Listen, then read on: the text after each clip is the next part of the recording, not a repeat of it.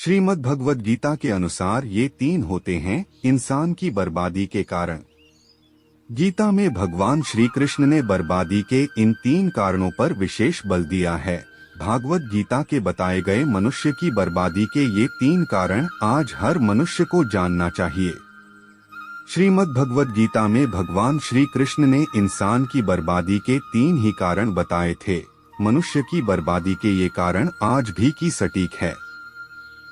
कहते हैं कि मनुष्य यदि अपनी बर्बादी के कारण को जान जाए तो वह अपने जीवन को सुखमय बना सकता है।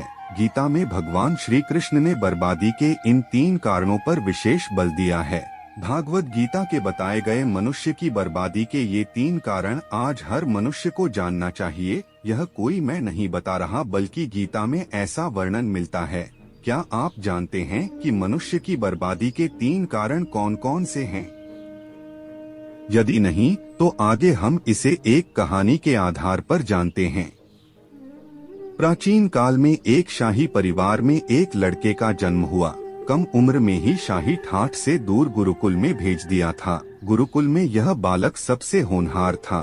उसने वेदों और शास्त्रों का अध्ययन किया। गुरुकुल में अभी उसकी शिक्षा समाप्त भी नहीं हुई थी कि उसके माता पिता और सभी भाई बहन प्राकृतिक आपदा में मारे गए। शिक्षा समाप्त करने के बाद इस बालक ने प्रण लिए कि उसका सारा जीवन लोगों की भलाई में ही बीतेगा।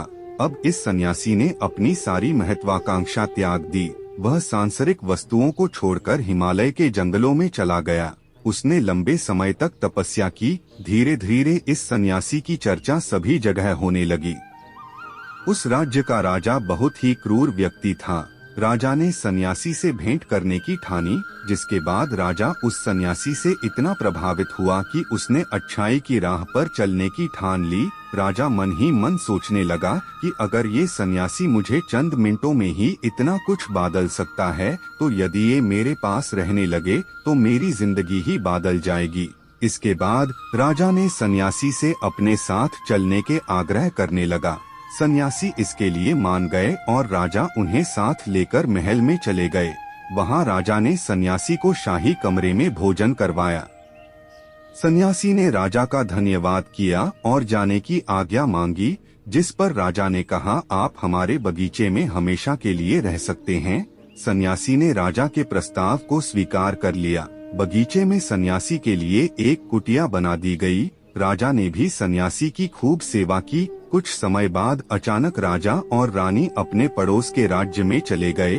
साथ ही एक सेवादार को सन्यासी की सेवा के लिए बोल गए, लेकिन सेवादार बीमार पड़ गया और अगले दिन से आया ही नहीं। ऐसे में सन्यासी को कोई भोजन देने वाला भी नहीं था। कुछ दिनों के बाद जब राजा वापस आए तो सन्यासी ने राजा को बहुत डांटा। राजा ने सन्यासी से क्षमा मांगी और फिर सब कुछ ठीक हो गया। फिर कुछ दिन बाद राजा को राज्य से फिर कुछ दिनों के लिए बाहर जान पड़ा। इस बार राजा ने रानी को आदेश दिया कि जब तक वह आते नहीं तब तक सन्यासी को किसी प्रकार की दिक्कत नहीं होनी चाहिए। जिसके बाद रानी हर रोज भोजन पकाकर सन्यासी को भेज देती। एक दिन रानी नहाने के लिए गई और सन्यासी को भोजन देना भूल गई। जब भोजन नहीं आया तो सन्यासी सोच में पड़ गया कि और वह खुद महल में जाकर देखा। सन्यासी की नजर रानी पर पड़ी। उसने रानी के अद्भुत रूप को देखकर चकित हो गया। सन्यासी रानी की सुंदरता को भुला न सका और उसने खाना पीना छोड़कर अपनी कुटिया में पड़ा रहा। राजा जब वापस लौटे तो उसे सन्यासी के हाल का पता लगा। राजा ने जब सन्यासी से ये सब पूछा तो उसने कहा कि मैं रानी की अद्भुत सुंदरता का कायल हो गया हूँ। इस पर राजा ने सन्यासी से कहा कि आप मेरे महल में चलिए, मैं रानी आपको दे दूंगा।